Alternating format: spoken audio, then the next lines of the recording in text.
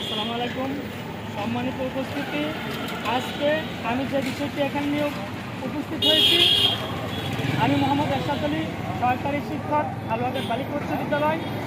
আমি 2016 সালে নভেম্বর মাসে এনটিআরসি কর্তৃক হালুয়াঘাট বালিকা উচ্চ বিদ্যালয়ে নিয়োগপ্রাপ্ত হই।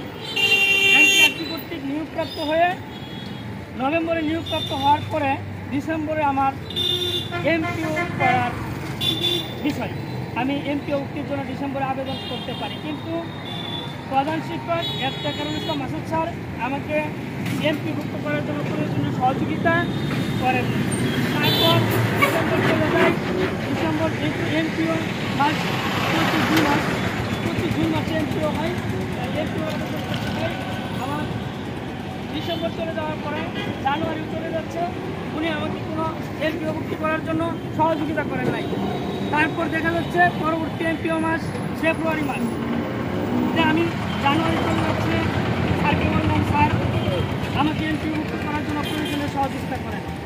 তারপর তিনি আমার কাছে 4 লক্ষ টাকা দাবি করলেন। যদি 4 লক্ষ টাকা দেয় তাহলে তিনি আমাকে এমপিও ভুক্তি করার জন্য প্রয়োজনীয় কাগজপত্র দেবেন। তখন আমি নিরুপায় হয়ে, যেহেতু প্রথম এক এমপিও আমি আবেদন করতে পারিনি, তাই নিরুপায় হয়ে ওনাকে আমি 1.5 লক্ষ টাকা দিই। 1.5 লক্ষ টাকা দেওয়ার পরে তিনি আমাকে ফেব্রুয়ারি মাস আমাকে আবেদন করতে দেয়, প্রয়োজনে সহযোগিতা করেন। কিন্তু তিনি এমনভাবে সহযোগিতা করেন, আমার এমপিও ফাইল ছাড়েন যাতে রিজেক্ট হয়। তিনি ত্রুটি রেখে, নিজের অবগত হয়ে ত্রুটি রেখে তিনি ফাইল ছাড়েন। এতে আমার ফেব্রুয়ারি মাসে ফাইল ছাড়লেও তা মার্চ মাসে এমপিওকে রিজেক্ট হয়। মার্চে এমপিও রিজেক্ট হওয়ার পরে এপ্রিলে স্যারকে বলি স্যার আমার যেহেতু জুন মাসে এমপিও হয়, এপ্রিলে আমি আবার এমপিওর জন্য আবেদন করব। কিন্তু স্যার বলেন যে বাকি টাকা দেওয়ার পরে তুমি এমপিও করতে পারবে, তা না হলে তুমি আর এমপিও করতে পারবে না, সেই সুযোগ আমি দেবো না। তারপর তিনি আমাকে বলেন বাকি টাকা না দিলে এমপিও হবে না। তারপর আমি স্যারকে বলি স্যার আমি আর টাকা দিতে পারবো না। এভাবে এপ্রিল চলে যায়, মে, জুন মাস চলে যায়, কিন্তু স্যার আমাকে পরপর 2বার এমপিও করার জন্য কোনো সুযোগ দেন নাই। তিনি আমাকে বলেন দিলে বাকি টাকা দেওয়ার পরে হবে, তাছাড়া তোমার এমপিও হবে না, তুমি প্রয়োজনে চলে যেতে পারো, কিন্তু আর তোমার এমপিও হবে না টাকা না দিলে। আমি স্যারকে বললাম স্যার তাহলে আমার পাওনা টাকা 1.5 লক্ষ টাকা আমাকে ফেরত দিয়ে দেন, আমি আর চাকরি করবো না আপনার প্রতিষ্ঠানে। কিন্তু স্যার আমাকে তা দেন নাই, বলেন যে যদি এমপিও হয় তাহলে তোমাকে বাকি টাকা দিয়ে চাকরি করতে হবে। আমি স্যারকে বলি স্যার আমি গরিব মানুষ, অসহায় মানুষ, আমি গৃহস্থ একজন মধ্যবিত্ত পরিবারের সন্তান, আমি এখানে আর বাকি টাকা আপনাকে দিতে পারবো না।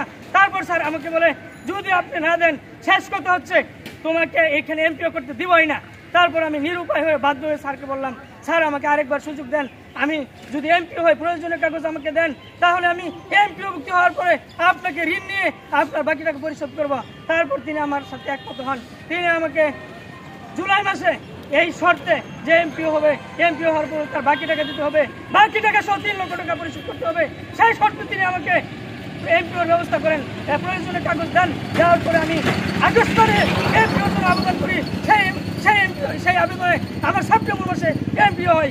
এমপিও হওয়ার পরপরই মাত্র এমপিও হওয়ার 1 মাস পরে আমি হালুয়াঘাট কাল সমিতি হতে 2,30,000 টাকা ঋণ নেই এবং তাকে পূর্বে 1.5 লক্ষ টাকা সহ সেই খাত থেকে 1.5 লক্ষ টাকা মোট 3 লক্ষ টাকা পরিশোধ করি। এই যারে আমি বর্তমানে জর্জরিত, আমি 3 লক্ষ টাকা দেই।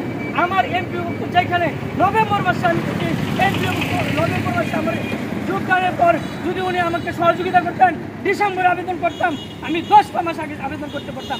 তিনি সেই সহযোগিতা করেছেন যোগদানের বিগত 10 মাস পর।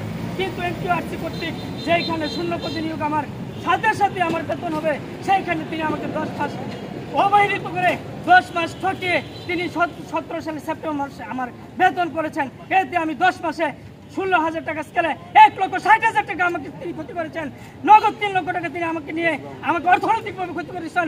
সুতরাং আমি এই সুধী সমাজের কাছে, সুশীল সমাজের কাছে এবং নীতিবান আদর্শবান ন্যায়সঙ্গতভাবে প্রশাসনের কাছে সুদূর আবেদন করছি, সুদৃষ্টি কামনা করছি।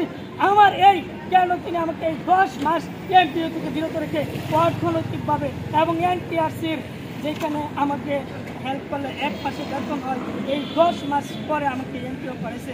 এইটার জন্য আমি বিচার দাবি করছি এবং আমি আমার 3 লক্ষ টাকা ফেরত দাবি করছি। আমি অর্থনৈতিকভাবে এখন খুবই জর্জরিত, সমাজে আমি খুবই জর্জরিত। স্যার আমাকে কোনো রকম হেল্প করেন নাই, যার জন্য আমার কথা হচ্ছে এইটাই আমার সবচেয়ে প্রমাণ। তিনি এনটিআরসি কর্তৃক আমি যোগদানের পর দীর্ঘ 10 মাস পর কেন প্রয়োজনীয় ডকুমেন্ট আমার কাছে আছে। যে কাগজগুলি তিনি 10 মাস পর আমাকে দিয়েছেন, সেইটা যদি তিনি আমাকে হিসাব করে দিবেন তাহলে আমার হিসাব করে তাহলে তিনি আমাকে কেন এই 10 মাস করে এই কাগজ তিনি আগে আমাকে দিলেন না। কাগজ তো দিচ্ছেন, তাহলে কেন দিলেন না আগে? অবশ্যই কোনো একটা কারণ আছে। তিনি এই টাকার বিনিময়ে, টাকার কারণে আমাকে সুযোগ দেন নাই। টাকা দেওয়ার পরে তিনি আমাকে সুযোগ দিয়েছেন। আমার একটাই দাবি, আমি এর সুষ্ঠু বিচার চাই এবং আমার প্রয়োজনীয় টাকা ফেরত চাই। এনটিআরসি কর্তৃক নিয়োজিত হয়ে আর যাতে কোনো ভাই বোন, কোনো শিক্ষক সমাজ এইভাবে অবহেলিত না হয়, সেই জন্য আমি সবার সুদৃষ্টি আকর্ষণ করছি। এনটিআরসির প্রতি শ্রদ্ধা জানিয়ে আজকে আমি সবার সম্মুখে এই লুকানো বিষয়টি উন্মুক্ত করে দিলাম। আসসালামু আলাইকুম সমাজ সুদীবৃন্দ সমাজ।